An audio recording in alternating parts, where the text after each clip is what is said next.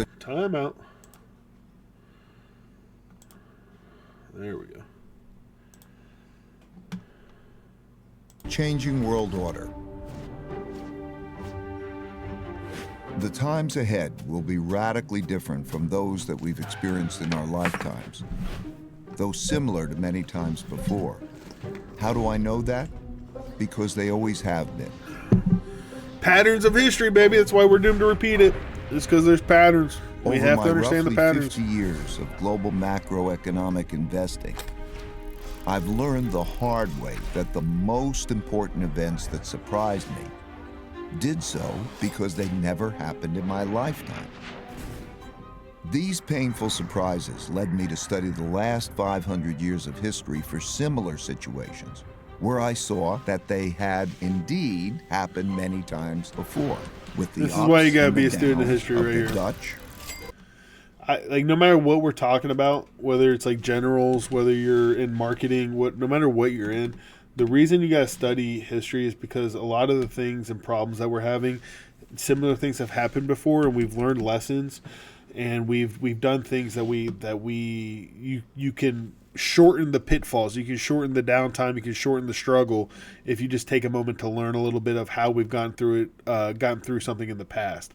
So this is just like a huge scale of that, like capitalism, economy, how like a society and civilization set up their economy affects so many people. So it's a great lesson to have, but take that with you on whatever you're going through. Weight loss, relationships. and U.S. empires. And every time they did, it was a sign of the changing world order. This study taught me valuable lessons that I'm going to pass along to you here in a distilled form. You can find the comprehensive version in my book, Principles for Dealing with the Changing World Order. Let me begin with a story that brought me to this point, about how I learned to anticipate the future by studying the past.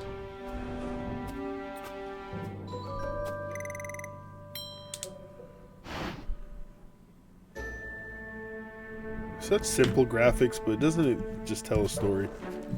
In So 1971, when I was a young clerk on the floor of the New York Stock Exchange, the United States ran out of money and defaulted on its debts.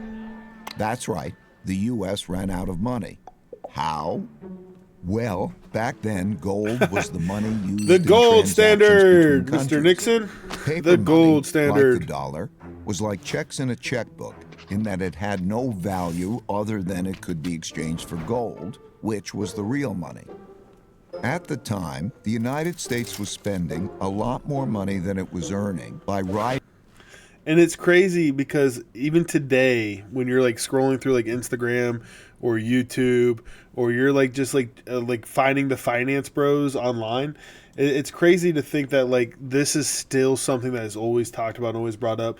They're like, you're not really investing in anything if you're not investing in gold. Like it's definitely an older finance bros a favorite thing to say, but I know people who will still leverage all their commodities and their investments into gold, which is like, there is a basis for it, there's logic for it, so I'm not like downplaying any of that, but this is why we're doing this, because like in 1971 we broke the gold standard because we were printing too much money, and it would have broken our economy if we didn't do that.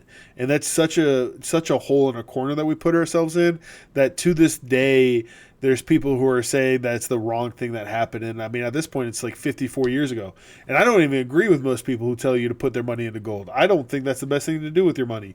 But it's crazy that even to this day that we will see this as a fact. But as we move through, people will want to argue other points that are going to be made. But every point is like this. It's just a straightforward thing that happens to almost all capitalist life cycles. And it has happened to, let me not spoil anything. A lot more of these paper money checks than it had gold in the bank to exchange for them.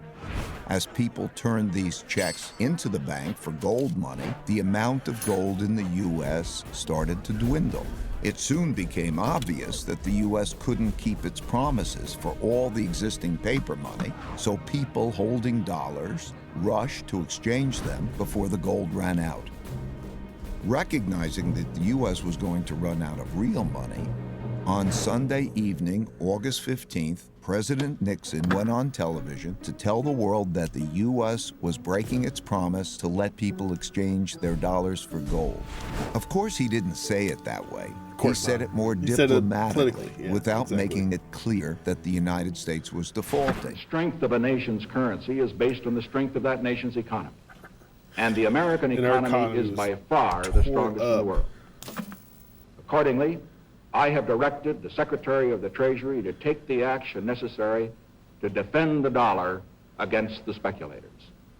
I have directed Secretary Connally to suspend temporarily the convertibility of the dollar into gold or other reserve assets, except in amounts and conditions determined to be in the interest of monetary stability and in the best interest of the United States. Which was crazy. And one of the reasons he went on news or went on TV and did this wasn't just because of like normal Americans or even like finance bros or Wall Street people coming out to make those exchanges. The French had sent naval ships into New York Harbor saying that we want our gold back from the loans of World War II. Because, you know, the Lend-Lease projects, we bailed France out. And I don't know if it was during the war or after the war, during the rebuild phase. We will dive into the Nixon era more on, I believe, Wednesday of next week. But he had to go on TV, and this message was sent to France as well. Because France had naval ships, again, in New York, saying we want our gold back. But he refused to give it back because if he did, we would have ran out of gold and our money would have been backed by nothing. And then that would have just sent everything into chaos because at this point, American dollars were not just the world currency, but was the world reserve currency, which would have made a lot of economic failure happen in a lot of different places across the world. Not to the degree that it will happen when it happens now, but just because of like how much of it's expanded in the past 50 years, but it just set everything up to become a bigger and bigger mess instead of finding like a true solution out of the problem. Just in awe, realizing that money as we understood it was ending. So I was a financial advisor for a while. There's people who still bring this up as like when the American economy truly failed, and like they will agree that they will still say capitalism's like the best thing in the world, but they will say like the American economy and American dollar it means nothing, and they will always bring this up, which is true. But it's crazy to me that some people can see that and believe that, but they still believe capitalism is the only form of economy. Crisis. I expected the stock market to plunge the next day, so I got on the exchange floor early to prepare. When the opening bell rang, pandemonium broke out, but not the kind I expected. The market was up, way up. Which is how you know it's fake. And went on to rise at least nearly artificial. 25%. That surprised me because I never experienced a currency devaluation before. When I dug into history, I discovered that the exact same thing happened in 1933 and had the exact same effect. Then, paper dollars were also linked to gold, which the U.S. was running out of because it was spending more paper money checks than it had gold to exchange for them.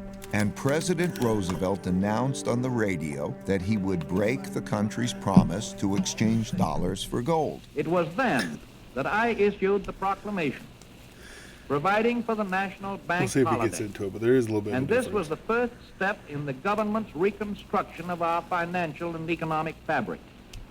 The second step, last Thursday, was the legislation promptly and patriotically passed by the Congress, confirming my proclamation and broadening my powers so that it became possible, in view of the requirement of time, to extend the holiday and lift the ban of that holiday gradually in the days to come.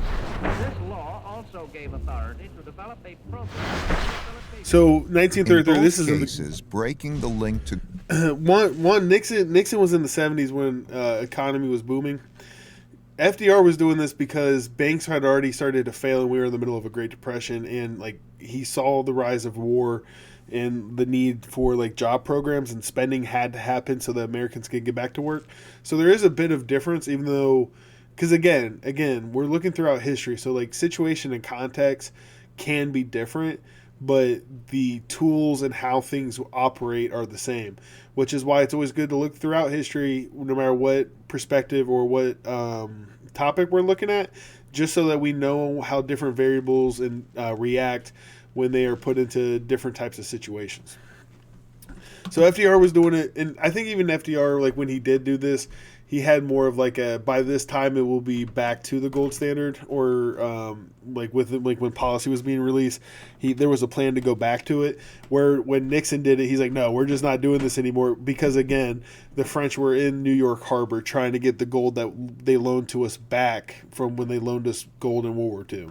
Gold allowed the U.S. to continue spending more than it earned, simply by printing more paper dollars.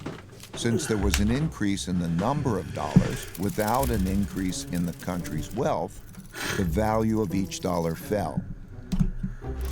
As these new dollars entered the market, without a corresponding increase in productivity, they went to buy lots of stocks, gold, and commodities, and hence caused their prices to rise.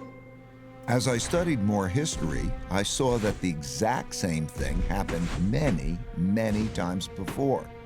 I saw that since the beginning of time, when governments spent much more than they took in taxes, and conditions got bad, they ran out of money and they needed more. So they printed more, a lot more, which made its value fall and made the prices of most everything, including stocks, gold, and commodities, rise. That's when I first learned the principle that when central banks print a lot of money to relieve a crisis, buy stocks, gold, and commodities, because their value will rise and the value of paper money will fall. This printing of money is also what happened which is in why people told you to buy 2008 their to gold. relieve the mortgage-driven debt crisis, and in 2020 to relieve the pandemic-driven economic crisis, and it almost certainly will happen. And then that's in the why we future. saw in 2020 So when I suggest stock markets that you were hitting keep top this principle in dollars. mind. These Again, true within experiences gave me capitalism, another but that's not a principle, healthy which is economy. to That is understand still what not is a healthy coming at economy. It's just you how need things to unfold. understand what happened before you. That principle led me to study how the Roaring '20s bubble turned into the 1930s depression, which gave me the lessons that allowed me to anticipate and We're going to go through profit all of this throughout this the upcoming week, all these 2007 different things. bubble, turning into the 2008 bust. All these experiences led me to develop an almost instinctual urge to look to the past for similar situations, to learn how to handle the future well. Changing orders.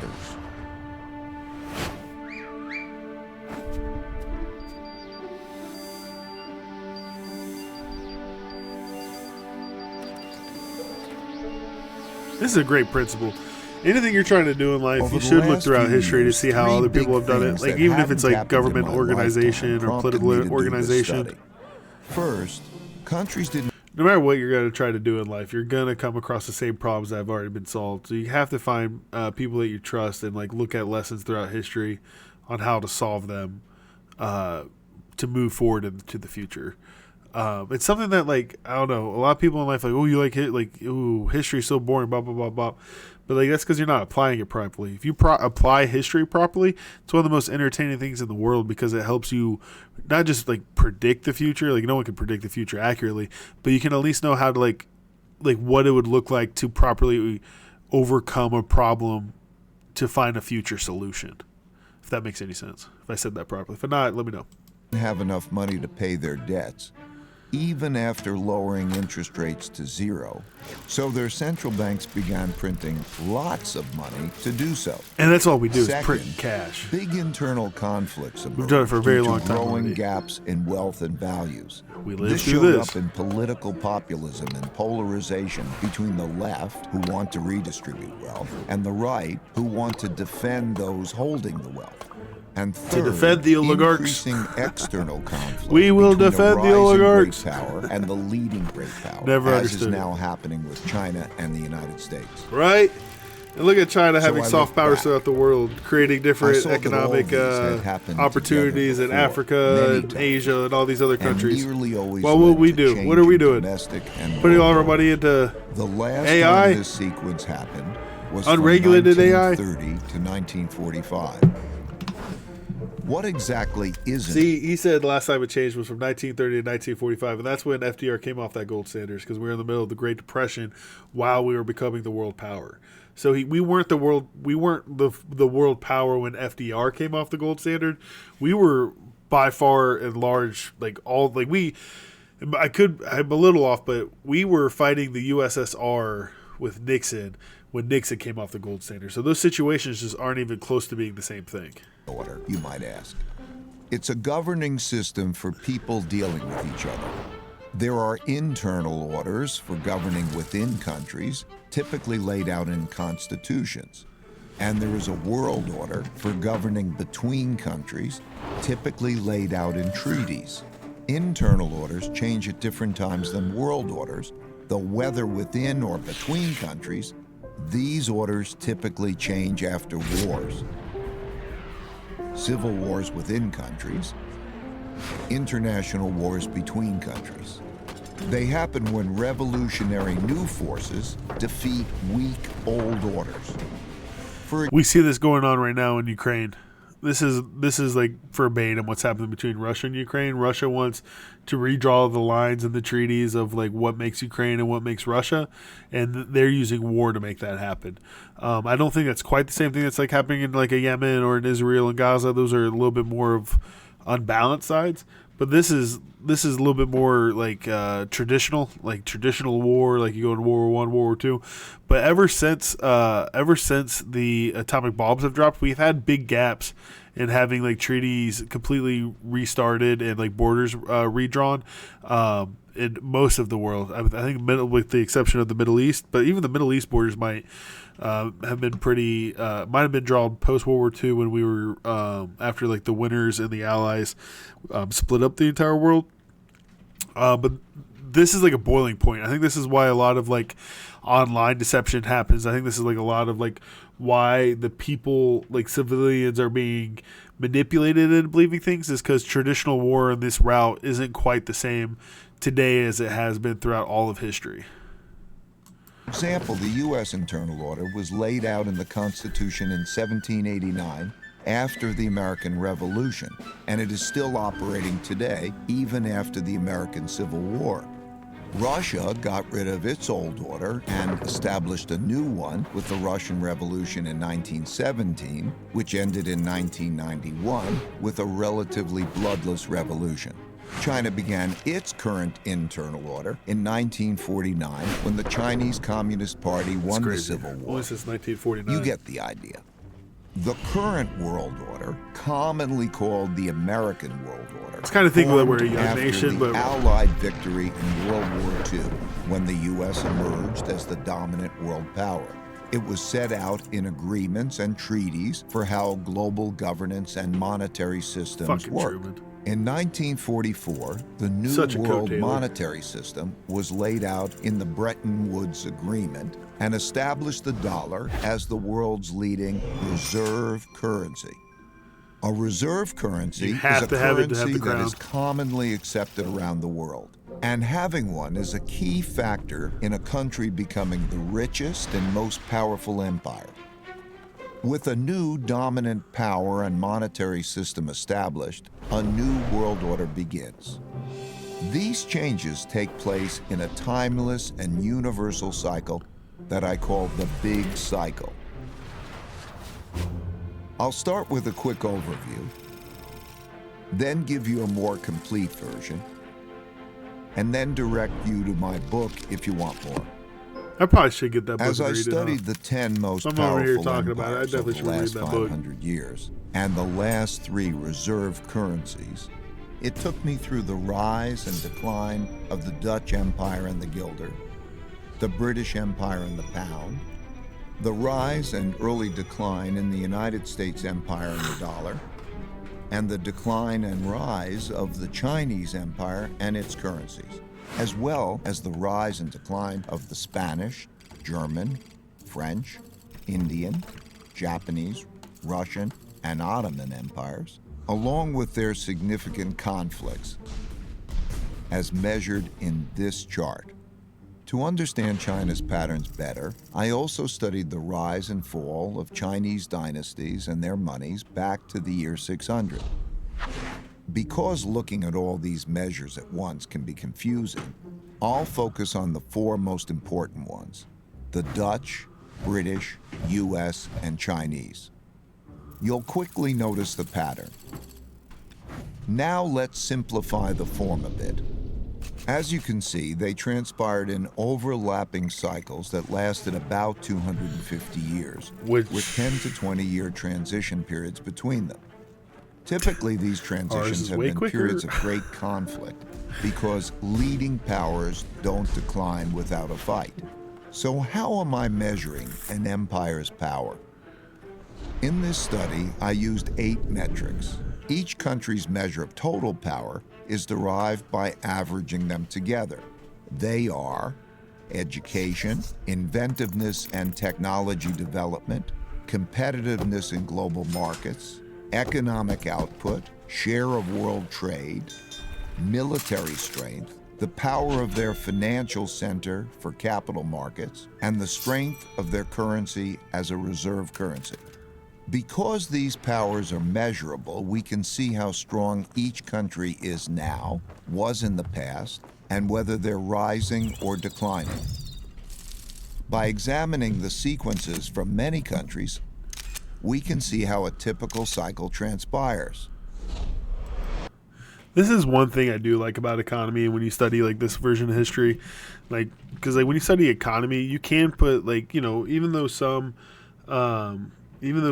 points and like some things might be like arbitrary or like debatable, or like you're trying to like take a number or make a number out of something that's like not as like straightforward. Like you're trying to take like energy and data points, and you're taking a mass scale thing of society and civilization, you're putting into a data point.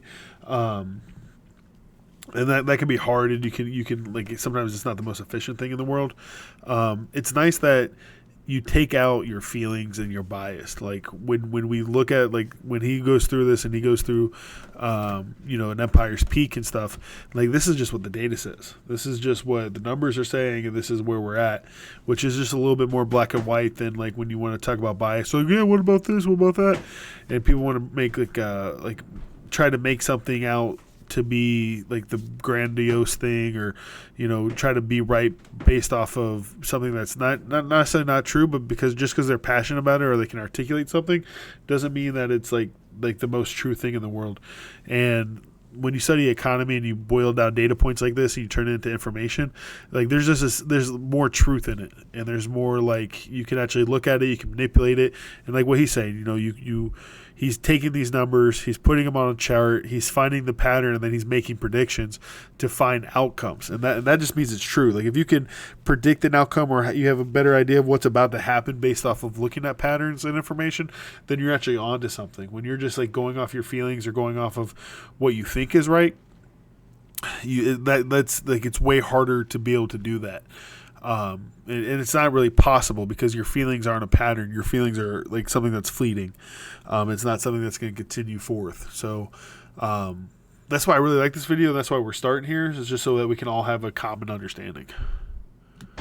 And because the wiggles can be confusing, we can simplify it a bit to focus on the pattern of cause-effect relationships. This is where you have to trust them. Once you start simplifying and make things just smooth to look at. Empire. That's where you have to trust them. As you can see, Which, better from everything I can see, education seems right. typically leads to better education means better innovation and technology. Oh shit! Wait. Did he say education? Wait, did he say education is what leads to better innovation and technology? I thought that was a capitalist free market where you have to pit two companies at each other to make innovation. Did he say education is the reason technology and innovation happens? Oh, does that make sense? The smarter the people are, the more creative they can be at solving problems and having critical thinking abilities? No, it has to be just two bloodless, lifeless corporations duking it out that creates proper innovation, right? That's what the free market's all about, right? Right? replacement of the currency as a reserve currency. No. You can also see that these forces then declined in a similar order, reinforcing each other's decline. Let's now look at the typical sequence of events going on inside a country that produces these rises and declines. In a nutshell, the big cycle typically begins after a major conflict, often a war, establishes the new leading power and the new world order. Because no one wants to challenge this power, a period of peace and prosperity typically follows. As people get used to this peace and prosperity, they increasingly bet on it continuing. They borrow money to do that, which eventually leads to a financial bubble. The empire's share you never of know trade how grows, high it's going to and grow. when most transactions are conducted in its currency, it becomes a reserve currency, which leads to even more borrowing. At the same time, this increased prosperity distributes wealth unevenly, so the wealth gap typically grows between the rich haves and the poor have-nots. Eventually, the financial bubble bursts, which leads to the printing of money and increased Some say we're already internal here. conflict We are between the definitely rich already and the here, poor, right? Come which on. leads We feel to this some every day, form right? of revolution to redistribute wealth. This can happen peacefully or as a civil war. While the empire struggles with this internal conflict, its power diminishes relative to external rival powers on the rise. When a new rising power gets strong enough to compete with the dominant power that is having domestic breakdowns, external conflicts, most typically wars, take place. Out of these internal and external wars come new winners and losers. Then, Which can't we feel that in today's world? Like America's busy with like the Epstein files, Republicans versus Democrats, going like funding Israel's genocide, while we're worried about those things, while we're trying to like just pick a war with Venezuela for no real reason other than the fact that we want oil and we've spun a wheel to see who we don't like for whatever freaking reason. While we're doing that, China's putting like real economic process into like, you know, dams in Africa. They're building bridges. They're building high speed rail. They're creating efficient electric cars. They're doing things that are innovative, but like honestly, like true like energy going into society. Like they're doing things that just build up your economy, GDP, like truly, like not just like on a balance sheet, but they're doing things that like really impact the well-being of the citizens and like people on like boots on the ground. So while they're doing that, we are internally fighting and being mad at each other, and our economy's falling apart, and there's a bigger and bigger disparity in the wealth gap. And we are coming to this point where us and China are going to have to duke it out one way or another for top economy, to be top dog. And it's something that like right now, America doesn't even feel like that. Like it doesn't seem like we're planning for a fight. It doesn't seem like we are taking steps to like curb the bloodlust of all that. We're just over here trying to what are we doing? Like what are we spending most of our money and time on? Like, are we spending money on big, like, you know, donations into Trump's Bitcoin and putting gold plate on the White House? Or are we actually doing something to help the people and help like our like economy grow? It doesn't feel like we are. I think all of our food costs and all of our wages and the job market out there is proof of that. Meanwhile, China has a plan and they're executing it. You can agree, you can disagree, you can do all that with China, but they are doing something that's setting them up on the rise. They are doing things that, like, you know, how did we get out of the Great Depression? When we took over the capitalist crown and we wore, what did we do? FDR put like job program. We built the highway system. We put an airport in every county. We did these things. We built dams. We built the Hoover Dam. We did all these big old work projects. The same thing that China like is now doing on a global scale because they have the opportunity to do. Like, and you don't just see this just like within economy, top dog economics, but you also see it like, you know, when people just get big for their britches, when they just assume things are going their way because they've been on top for so long, they lose the hunger and they lose the edge that made them so great. And right now we are getting dollar, we are the fat cats, and there's a hungry uprising, like not hungry uprising, but there's a hungry contender coming up. And you know, we can see that in like UFC fights, you can see that in athletics, you can see that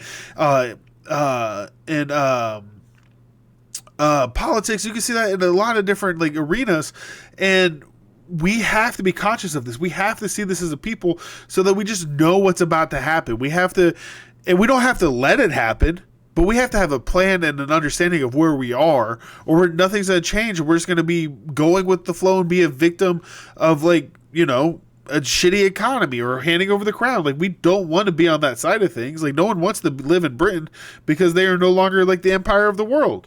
We are, in our lifetimes, we might no longer be the empire of the world. And we have to come to that conclusion so we know how to right the ship. And if we aren't going to be a good ruler and we're just going to be a mad king, then maybe we need to give up the crown. Like, we either got to give up the crown because we're not going to take the responsibility, or we have to accept the fact that with great responsibility comes great power. With great power comes great responsibility, I mean. Like, it might be a cheesy quote from a comic book, but it's a fact. And if we aren't going to live up to that, and we aren't going to do right by the people, and we aren't going to do right by the people, or do right by the future generations, then we shouldn't be the ones in charge. Period. The winners get together to create the new world order, and the cycle begins again. As I looked back, I saw that these cause and effect relationships drove the cycles of rises and declines all the way back to the Roman Empire.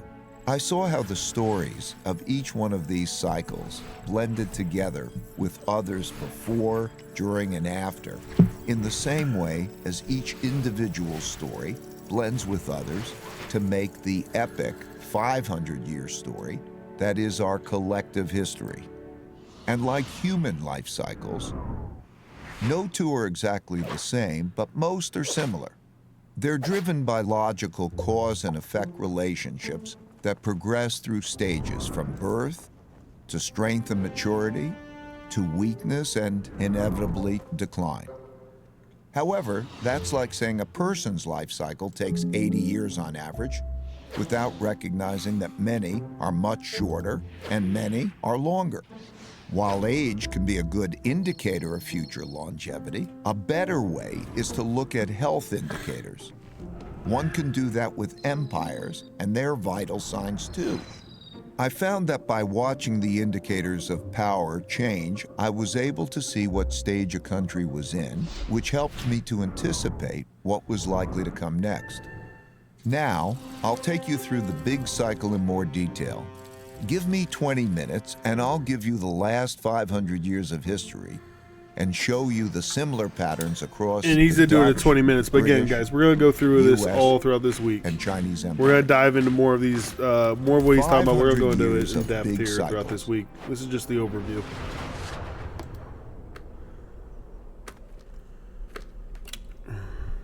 I'm going to describe the typical cycle by dividing it into 3 phases: the rise, the top, and the decline. The rise.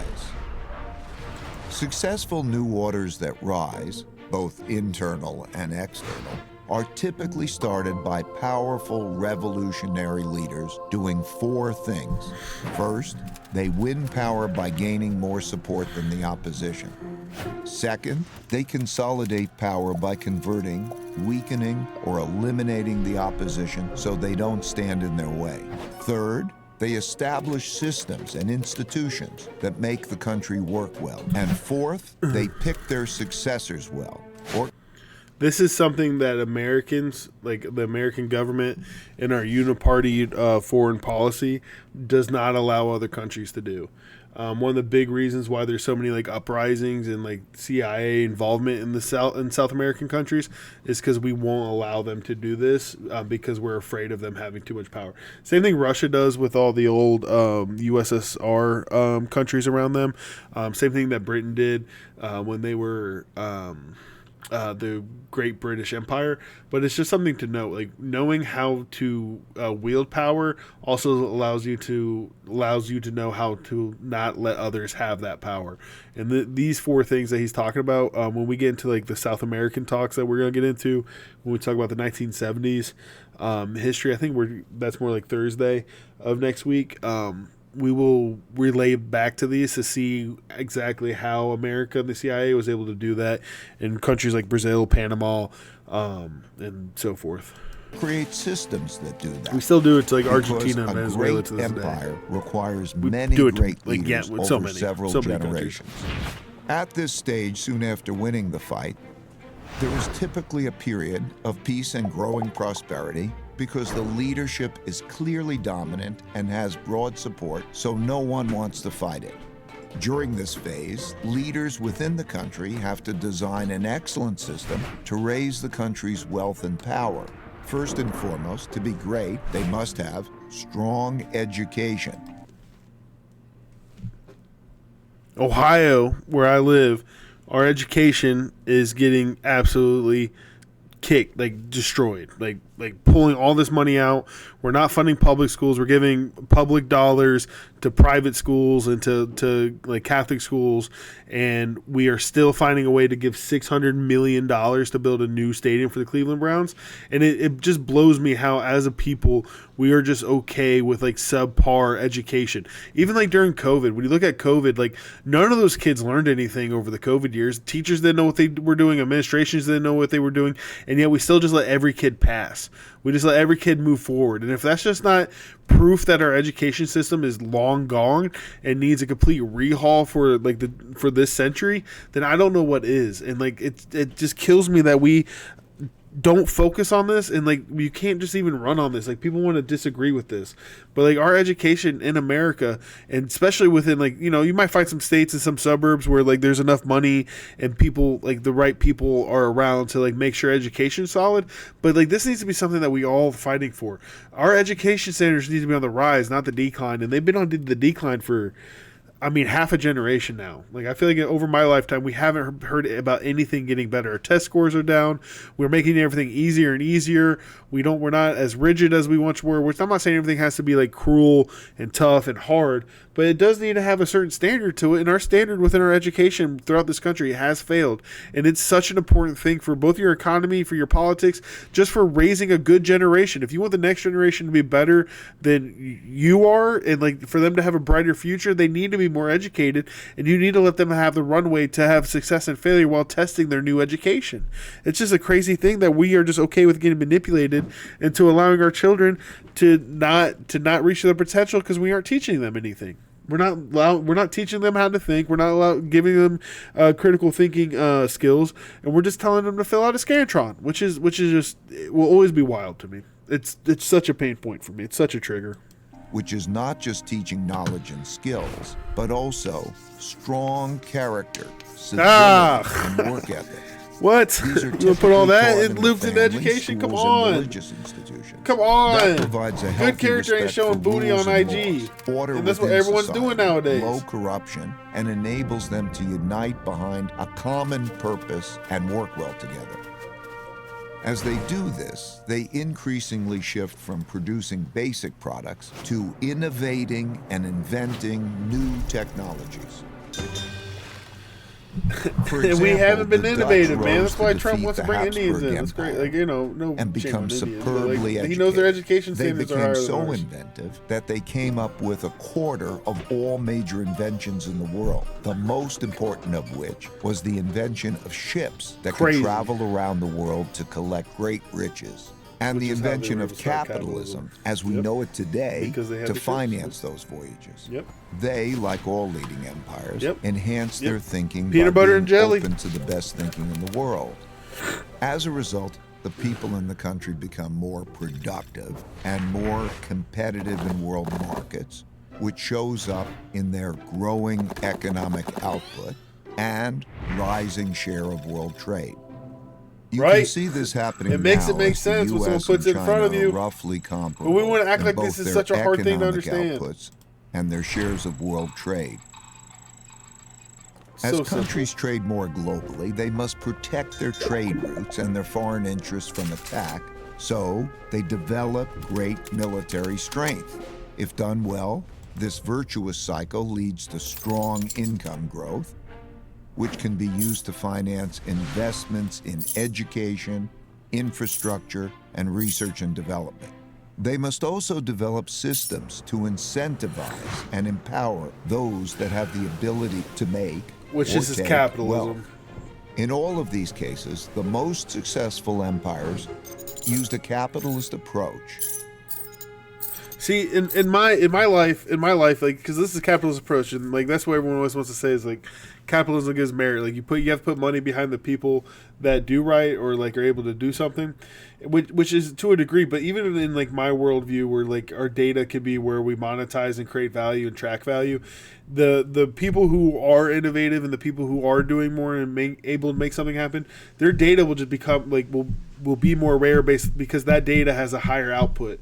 Like if you're somebody that's innovating or solving a problem, or if you're somebody that's like just able to push out more and have a higher output, then your data will show and reflect that, which will just make it more valuable to like AI, will make it more valuable to surveys, will like you'll become a case study because then people want to know why are you so like this, like why was it your education, is it your upbringing? Now we have studies and there's more information we want to extract from your data so that we can turn it around and allow other people to become more productive.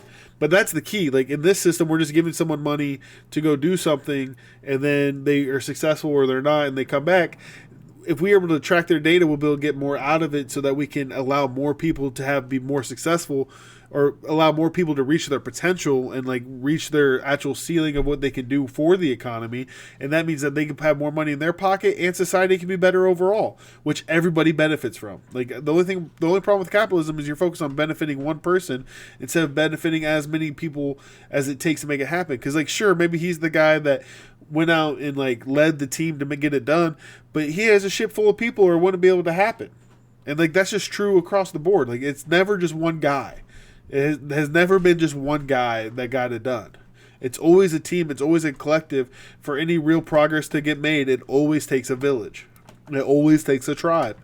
It always has more than one person giving and sacrificing to achieve the mission. To develop productive entrepreneurs. Even China, which is run by the Chinese Communist Party, used a form of this capitalist approach.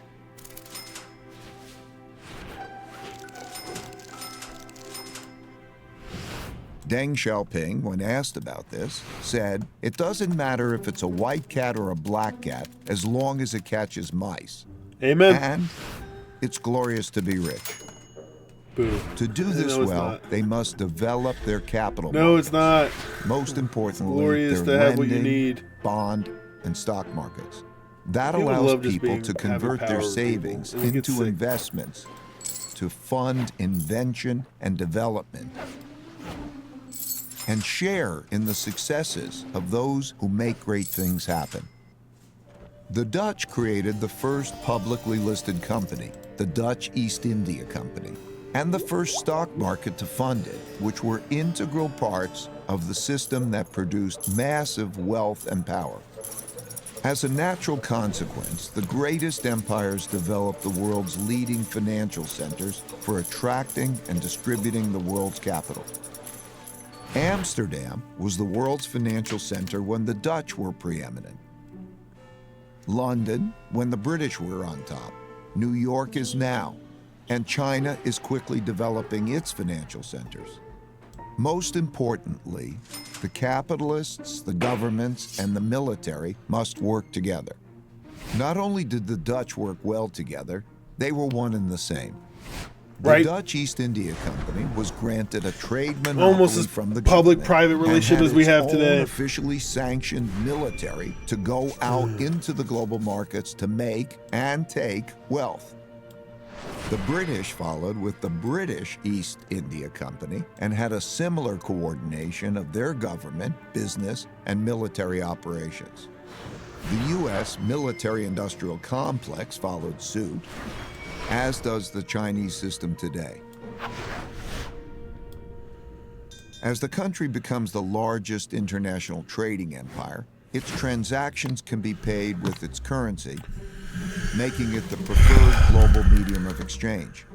And because their currency is so widely We had a problem with accepted OPEC and on this, frequently used, and we made it people so that around you can the only world use wanna dollars save to it, pay for oil. So people say we have a making it the petroleum-backed dollar preferred nowadays. storehold of wealth, Is the reserve currency. and thus the Talk about world's that later, leading too. reserve currency. The guilder was the world's main reserve currency when the Dutch led world trade. The pound was when the British led. and the dollar has been since the US led. Naturally, China's currency is increasingly being used as a reserve currency. Having a reserve currency enables the empire to borrow more than other countries. That advantage is huge. Think about it. People all over the world are eager to save and hence lend back their currency to the empire. Countries without a reserve currency don't have that. And when the empire runs out of its own money, remember the United States in 1971? They can always print more. The exorbitant privilege afforded by the empire's reserve currency leads borrowing to increase and the beginning of a financial bubble.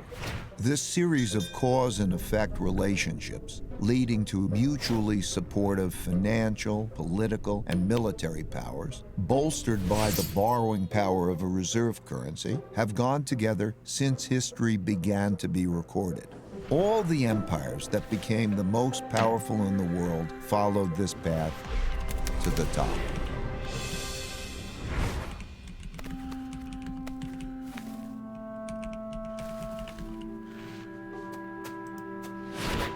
While in the top phase, most of these strengths are sustained, embedded within the fruits of their success are the seeds of their decline. As a rule, as people in these rich and powerful countries earn more, they always want more. That makes them more expensive and less competitive relative to people in other countries.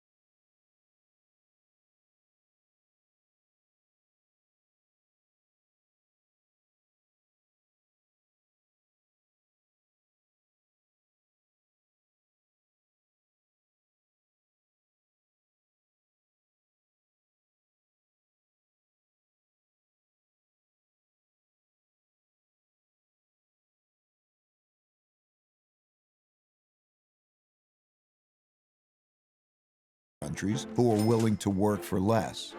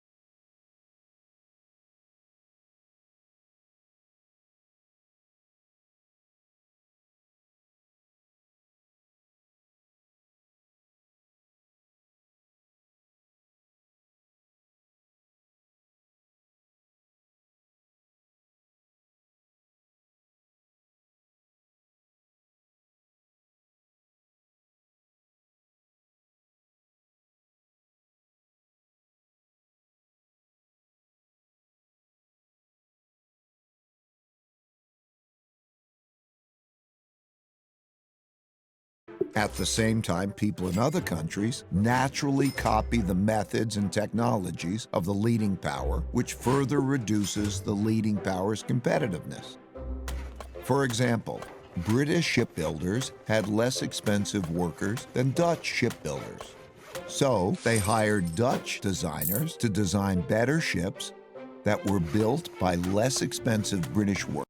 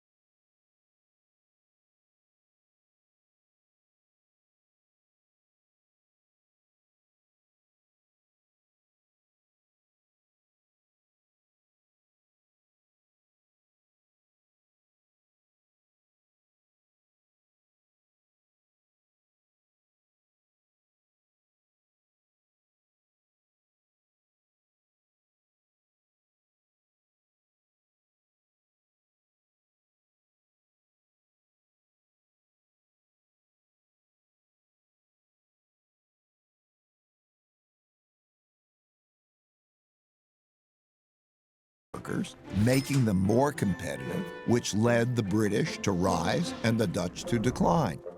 Also, as people become richer, they tend not to work as hard. They enjoy more leisure, pursue the finer and less productive things in life, and at the extreme become decadent. Values change from generation to generation during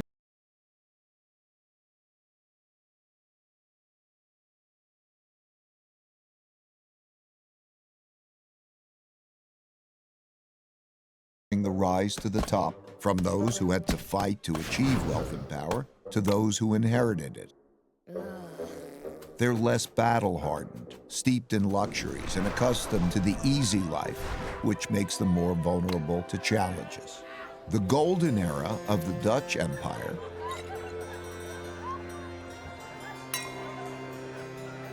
and the Victorian era of the British Empire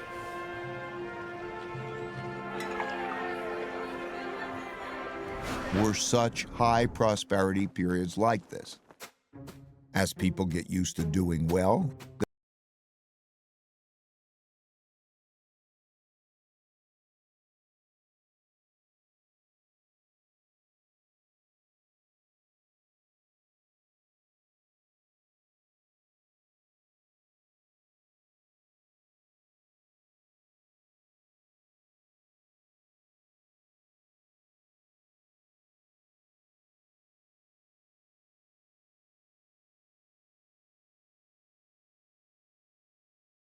they increasingly bet on the good times continuing and borrow money to do that, which grows into financial bubbles. Naturally, the financial gains come unevenly, so the wealth gap grows. Wealth gaps are self-reinforcing because rich people use their greater resources to reinforce their powers. For example, they give greater privileges to their children, like better education, and they influence the political system to their advantage. This causes the gaps in values, politics, and opportunities to grow between the rich haves and the poor have-nots. Those who are less well off feel the system is unfair, so resentments grow. But as long as the living standards of most people are still rising, these gaps and resentments don't boil over into conflict. Having the world's reserve currency inevitably leads to borrowing excessively and contributes to the country building up large debts with foreign lenders. While this boosts spending power over the short term, it weakens the country's financial health and weakens the currency over the long term. In other words, when borrowing and spending are strong, the empire appears very strong, but its finances are in fact being weakened. The borrowing sustains the country's power beyond its fundamentals by financing both domestic overconsumption and international military conflicts required to maintain the empire. Inevitably, the cost of maintaining and defending the empire becomes greater than the revenue it brings in, so having an empire becomes unprofitable. For example, the Dutch Empire overextended around the world and fought war after increasingly expensive war with the British and other European powers to protect its territory and trade routes. The British Empire similarly became massive, bureaucratic, and lost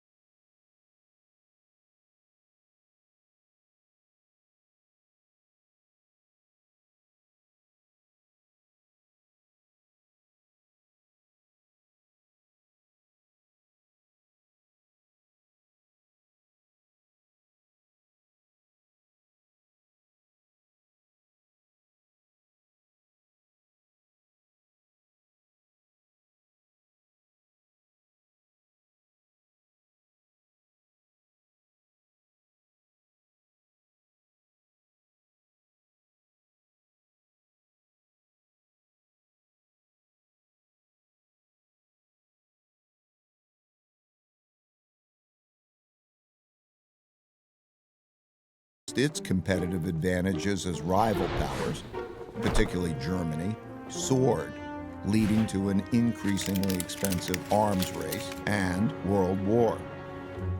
The U.S. has spent about $8 trillion on foreign wars and their consequences since September 11, and trillions more for other military operations and for supporting military bases in 70 countries. And it still isn't spending enough to support its military competition with China in the area around China. In this cycle, the richer countries eventually get deeper into debt by borrowing from poorer countries that save more. It's one of the early signs of a wealth and power shift. This started in the United States in the 1980s, when it had a per capita income 40 times that of China's, and started borrowing from Chinese who wanted to save in dollars because the dollar was the world's reserve currency. Similarly, the British borrowed a lot of money from its much poorer colonies, and the Dutch did the same at their top. If the empire begins to run out of new lenders, those holding their currency begin to look to sell and get out rather than to buy, save, lend, and get in.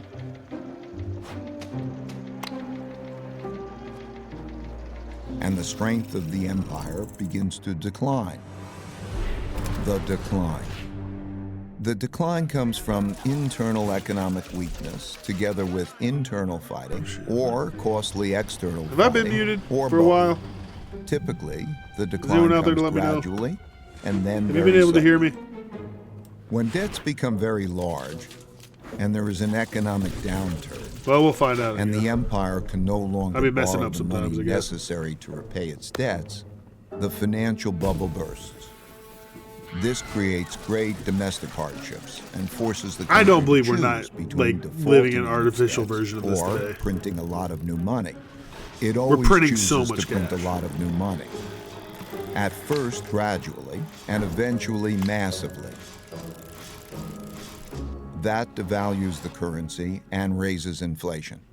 For the Dutch, this was the financial crisis brought about by financial excesses and paying for the Fourth Anglo-Dutch War. Similarly, for the British, it was paying for its financial excesses and its debts from the two world wars. And for the U.S., it's been 3 cycles of debt finance booms and busts since the 90s, with the central bank. See, we're doing it stepping in a each like time with less stronger like measures. honorable way. We just keep creating like self-imposed crises When the government instead of like has actually going problems to like a funding real itself, like when there are back-footed bad war. economic conditions and living standards for most people are declining, and there are large wealth, values, and political gaps, internal conflict between the rich and the poor, as well as different ethnic, religious, and racial groups, greatly increases. So today, right? Like, this is where we are today. Like, without doubt, like we are infighting. We aren't focused on the people who are trying to manipulate and hurt us, and we're just acting like the people to the right and left of us are our enemies, instead of realizing the people right to the left of us are our neighbors. Like, our neighbor, like, you know, good character and golden rules is caring about your community and you know, caring about those around you. And we don't treat our neighbors with love. We treat like the false prophets with love. And it's like a sickening thing to watch in America, but it's happening all over the place. Like, so many people in so many different aspects are more concerned with showing people love that they will never see or interact with, while the neighbors that are right next to them, they're okay with showing contempt and hate. It doesn't make sense. The people in your boat you're willing to throw overboard for the people on the yacht. And it's just ludicrous, and it's such a dangerous time that if we don't focus on what needs to be fixed and we don't focus on righting the ship, things will collapse and things will get very, very bad before anything gets better. And the only way something's gonna get better is if someone else, like some other country, starts calling like global shots, which no American wants, me included. We have to figure this out in this nation very, very quickly and very, very soon. This leads to political extremism that shows up as populism of the left or the right. Those of the left seek to redistribute the wealth, while those of the right seek to maintain the wealth in the hands of the rich. Which I never understand. Typically during such times, how do you protect the rich more than taxes on protect the your rich brothers? rise. And when the rich fear their wealth and well-being will be taken away, they move to places, They run like assets, and currencies bitches. they feel safer in. Crazy. These outflows reduce We let the it empire's happen. tax We let them revenue, take it. which leads to a classic, self-reinforcing, hollowing out process. Which is what's When happening. the flight in of America. wealth I gets will not bad believe enough, that this is government's not where we're at. outlawed. Those seeking to get out begin to panic. These turbulent conditions undermine productivity, which shrinks the economic pie and causes more conflict about how to divide the shrinking resources. Which is why things like leaders emerge from both. Which this right here is a reason, like our unemployment numbers don't count those who are no longer looking for a job or defeated or just haven't found a job in an X amount of time, because we want them to not be within this pie. We want to not show how bad things really are. Like, our unemployment numbers are guaranteed to be worse than what they are because of how conservatively we measure the unemployment. And it just makes this side look even more crazy, or not crazy, but like, this would help. Redistribution helps more people than we think it will because of how we measure our economic numbers and how we measure unemployment.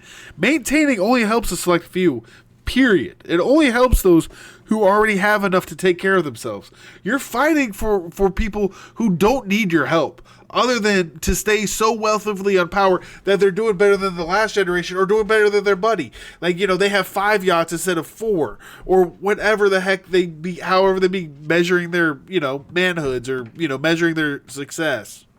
Both sides and pledge to take control and bring about order. That's when democracy is most challenged, because it fails to control the anarchy. And it is when the move to a strong populist leader who will bring order to the chaos is most likely. As conflict within the country escalates, it leads to some form of revolution or civil war to redistribute wealth and force the necessary big changes.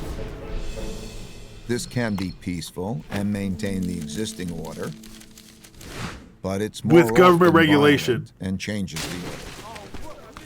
With Luigi For example, Mangione. the Roosevelt revolution to redistribute wealth was relatively peaceful and maintained the existing internal order. Social While democracy. the French Revolution, the Russian Revolution, and the Chinese Revolution were much more violent and led So we're to going to have to new pick our internal path. orders. That's what we're saying here. We have to This pick our internal path. conflict makes the empire weak and vulnerable to rising external rivals who, seeing this domestic Russia with misinformation, China with the weather balloon and their AI and their social media with TikTok, however you want to see it, whichever landscape, whichever perspective, red or blue, whichever one you have, whether you think like TikTok is over here to manipulate us and is like a Chinese coup, or you are blue and you see Russia bots whipping up the right to believe in some crazy stuff. This is what they're seeing, and this is what they're doing, period. And it's because capitalism leads down this road. This is a pattern of capitalism. The people who are educated, the people who know what's going on, know that this is what happens, and know that this has happened. They're doing nothing about it. This isn't just some like hidden information. This is information they don't want you to know because they don't want you to be educated. But this is what people know. People know this is how it happens, and they're okay with letting it happen because they have power. They feel protected. They don't think their status is going anymore. And as long as they're alive, they're going to be comfortable enough and have, Epstein Islands to go to. We don't have those things. They don't care about us. They don't want us to be better. They don't want us to be educated. They don't want to see our stocks rise. They don't want to solve these problems. They're okay riding the wave because of how high the tide is. It's sick. It's not just anti-Christian, it's anti-spiritual, and it's bad character. It's not what any leader should do, and every leader's okay with it. Domestic weakness are more inclined to mount a challenge. This raises the risk of great international conflict. Because who dies in war? Who dies in war? Is it the rich kids? Huh? Those two little twins that we saw on stream that were like, oh, this isn't good enough. Oh, why are you doing that? Ick? Is it them? Or is it the poor class, middle class families that have to go fight these wars and die and lose sons and lose fathers, lose uncles, lose sisters, lose daughters? Who is it? Huh? Is it the people? Is it the people that the rich people don't care about? Is it the people at mass, or is it them themselves? No, it's us. It's us, and that's why this shit matters. That's why you have to know this, because they're leading us to our deaths one way or another. Whether you are an immigrant who's getting sent back into like a borderline concentration camp, or you're just a middle class, lower class family who would get sent to war in a heartbeat if there was ever, heaven forbid, a draft in this country because we're going to a real war with China after we're done with Venezuela. Either way, we're getting marched off to our death while they're protecting all the power and all the profit to their willing to sell as many souls as they have to let it happen. And it's crazy because if there was a little bit of redistribution, if wealth and education were on the rise, if we just at least put all the money we can into education, feeding people, raising people with good character and morals, we would be able to avoid this outcome. This outcome doesn't have to be what happens. This doesn't have to happen unless we're okay with just following capitalism through the pattern that it showed us that it takes us through.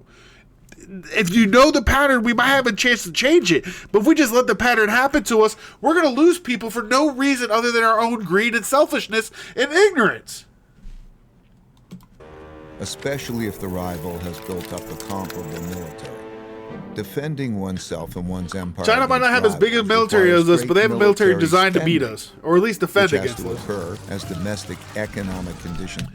Let alone China's AI race, like war is changing to be digital. We've known this for a while. Cybersecurity was so huge because of the idea of them being able to hack and get into drones or nuclear cyclones or whatever the fear is. But China's AI is so much better than ours. They could just run unlimited they've been testing these things, so they could use our own military to defeat us at this not yet, but hypothetically that could be the route they're going. They don't need to even create the same level as military. They just have to have a military strong enough to defend their homeland, keep us at arm's length while hacking us from within. We are just vulnerable. We don't even have competent leadership to address the issue. Are deteriorating, and the empire can least afford it. Since there is no viable system for peacefully adjudicating international disputes, these conflicts are typically resolved through tests of taken power. all the teeth out of the UN. As bolder challenges are made, the leading empire is faced with the difficult choice of fighting or retreating. Fighting and losing is the worst outcome, but retreating is bad too, as it cedes progress to the rival and signals that the empire is weak to those countries that are considering which side to be on. Poor economic conditions cause more fighting for wealth and power, which inevitably leads to some kind of war. Wars are terribly costly. At the same time, they produce the... And costly in what? Yes, dollars. Yes, resources. But the most cherished resource in any society is human life. Without human life, you don't have the potential to create. You don't have the potential to do. So cost of life hurts everybody. Like after post-World War II, cities were destroyed. Like this is another reason to know history, so you know the consequences of actions.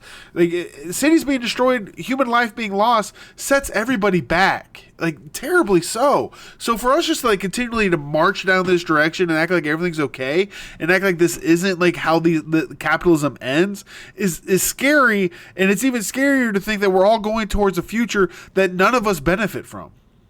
Tectonic shifts that realign the new waters to the new realities of wealth and power in the world.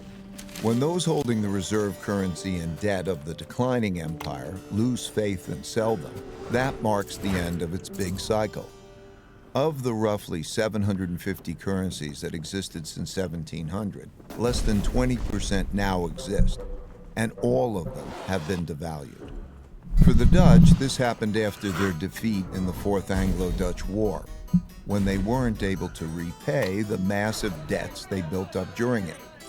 This led to a run on the Bank of Amsterdam.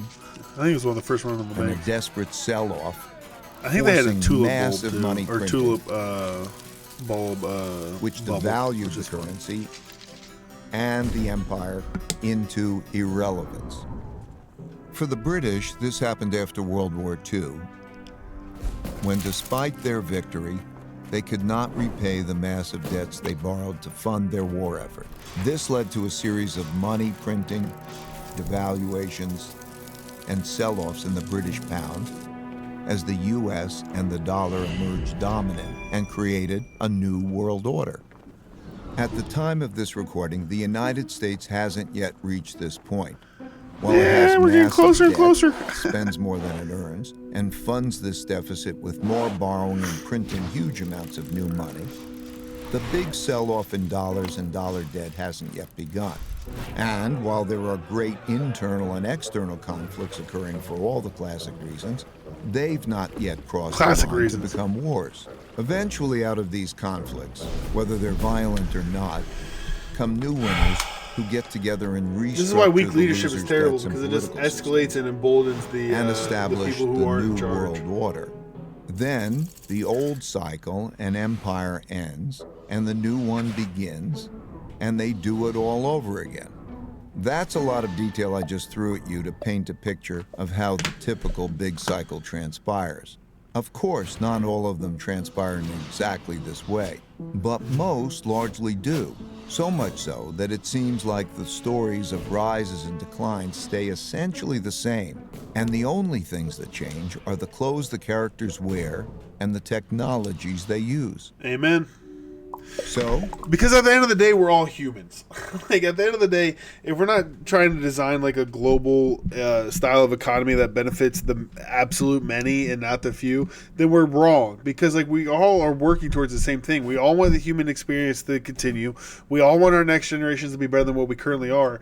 And like in the past, like wars are a little bit, to me, are more understandable because like there's so much like language barrier, there's a cultural barrier, and there's still those things, but they're lessened now through technologies and through like a global market.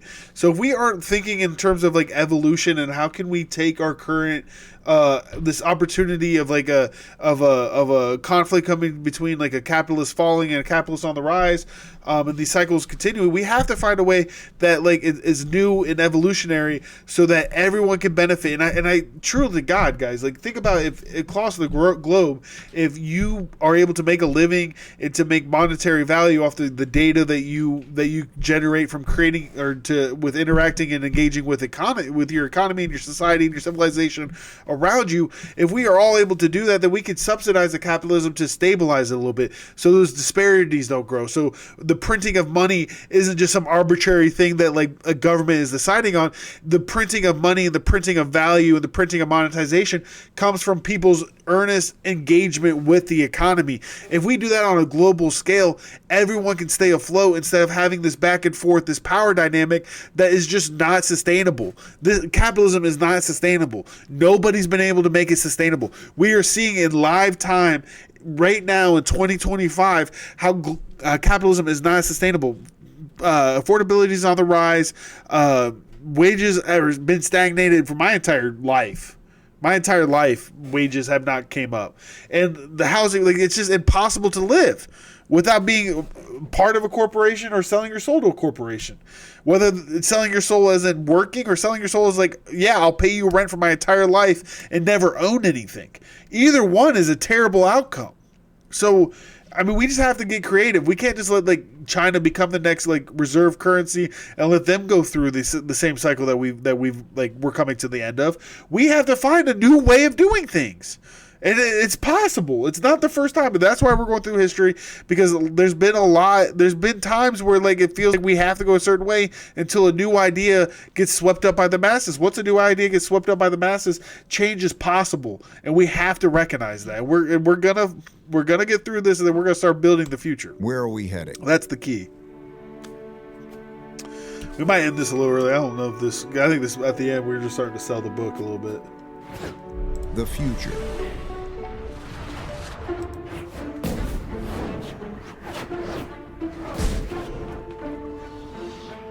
Most empires have their time in the sun and inevitably decline. Reversing a decline is difficult because that requires undoing a lot that's already been done, but it's possible. By looking at these indicators, it's pretty easy to see which stage of the big cycle an empire is in, how fit it is, and whether its condition is improving or worsening, which can help one estimate how many years it has left. Still, these estimates aren't precise, and the cycle can be extended if those in charge pay attention to their vital signs and improve them. For example, knowing that a person is 60 years old, how fit they are, whether they smoke or not, and a few other basic vital signs, one can estimate the person's longevity. One can do that with empires and their vital signs too. It won't be precise, but it will be broadly indicative and give clear direction on steps to take to increase longevity.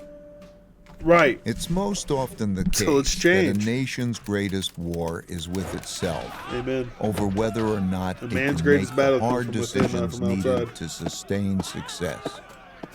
As for what we need to do, it comes down to just two things: earn more than we spend and treat each other well. All other things I mentioned, strong education, inventiveness, being competitive, and all the rest, are just ways of getting at these two things. It's easy to measure if we're doing them. So like people who want to get fit, let's get on the program and improve our vitals.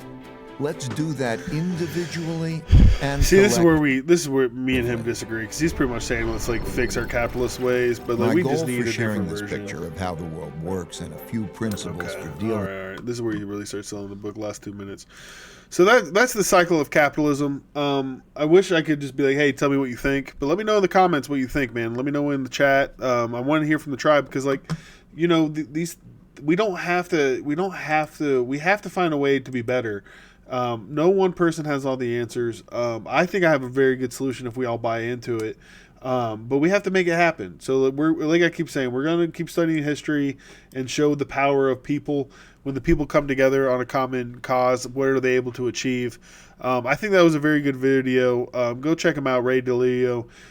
He does a good job with a couple different topics, but I think that breaks down capitalism pretty well, because like it's clear as day that capitalism it's not a version of government. It's not a religion. It's not like a cult. It's not the reason for American success. It's just a tool and an instrument that we be using, and it's just got to the point that we worship it because those in charge and those that truly benefit from it want you to worship it to make it continue. It's a version of manipulation. He didn't really get into all that, and why would he? But like, you know, those on top want you to be divided. They want you to fight so that they can keep running away with the money and hollowing out our country. And you know that's what's been happening, and it's what's happening. We have to find a way to stop it. We have to find a way to benefit the many and not the few, man. Like, point blank, period. We need to find a way for more people to be able to benefit from the economy, but not just for more people to benefit from the economy, but the economy to benefit from more people. There's too many people out there that have too many good ideas and are able to do more, but the position they get put in from society or from management doesn't allow them to do so. So it's just one of those things that, like, you know, if it's not going to allow us to be better, how can we get better? So we have to create a system that allows us to find a way to be better and find a way to get the most out of everybody.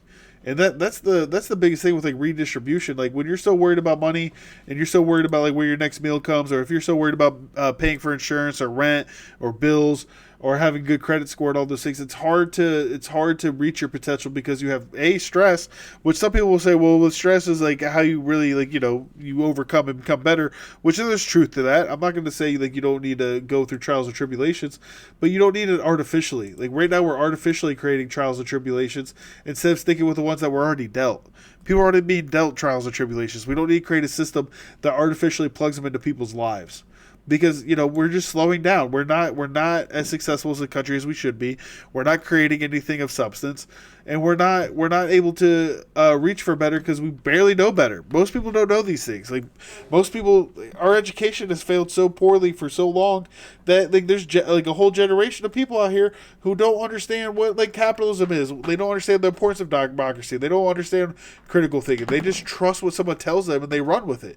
They just believe what they're told on the internet and think it's true. And we all see this every day. Everyone's at fault. Like I'm not saying I'm the most educated. I'm super smart.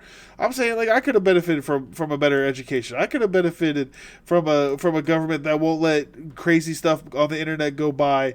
Ponzi schemes within.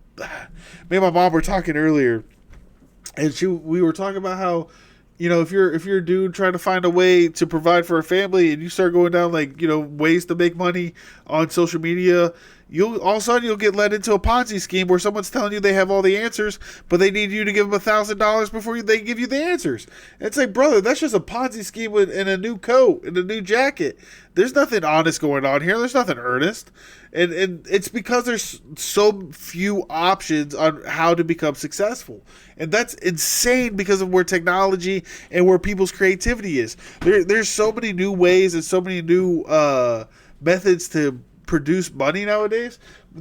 Our education and our society's like structuring of how to get into those fields or create those jobs is nowhere near where it should be. Example of that is like, you know, like you look at college volleyball, right? College volleyball before football and basketball season, you can watch all the games. You know, they're always on. They were on ESPN, the Big Ten Network. You know, I think even little ABC was playing some college volleyball games. You know, it's really good volleyball. It's really good competition. Volleyball is a very big market. It might not be as big as football. It might not be as big as basketball, but once basketball and football season are in full swing, no volleyball games are on TV.